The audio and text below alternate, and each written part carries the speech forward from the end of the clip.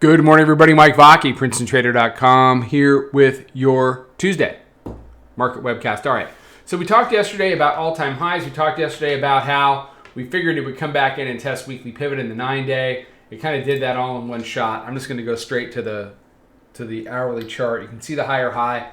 Current high 72.2375. We talked about some higher areas yesterday. It reached a couple of those, didn't reach all of them.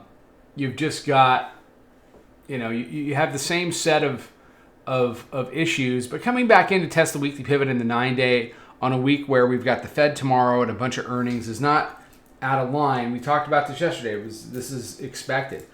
I don't have a truckload to say. I'll be very curious to see where we close relative to the weekly pivot in the 9-day. That's what's going to be important. Again, if you want to take the bears seriously on a multi-day basis, they're going to have to take out the low from Thursday, which is 79.25, and these matching lows that you made back on Sunday night and back on Tuesday down at 70.85.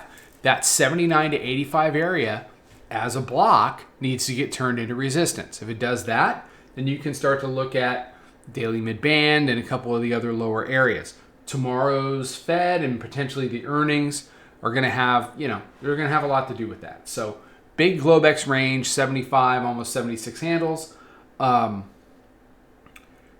Couple other numbers. You got volume weighted average price, 71.81. Proprietary moving average is at 73. You've got the hourly mid-band is sitting up there at 798. That really sealed off pretty nicely. You can see that they lifted up to test it after the Europe Open and it just kind of rolled over. So again, where do we close relative to the 9-day? Where do we close relative to weekly pivot? On the upside, if you do get a rally, okay, if you do have 9-day support and weekly pivot support, then you've got this hourly mid-band sitting up here in and around 7,200, and how it reacts to that is going to have a whole heck of a lot to say about whether we're going to start making lower highs to lower lows, or if we just get kind of back into a chop zone. Door number three, and nobody's going to like door number three, but door number three is as follows. We chop between 71.50 and 71.70 until 2 p.m. tomorrow. And we'll see what the Fed does with some fits and starts in either direction. So what I would say is if you get door number three, don't overtrade it. Don't burn a bunch of commission trying to get a tape to do something that it doesn't want to do. And then, once we get the Fed and once we get these earnings, you move a lot more stuff from the unknown column into the known column.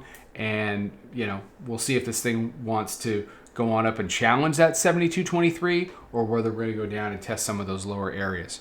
All right. Have a fantastic day. Be safe, be healthy, take care, trade them well. I'm back tomorrow.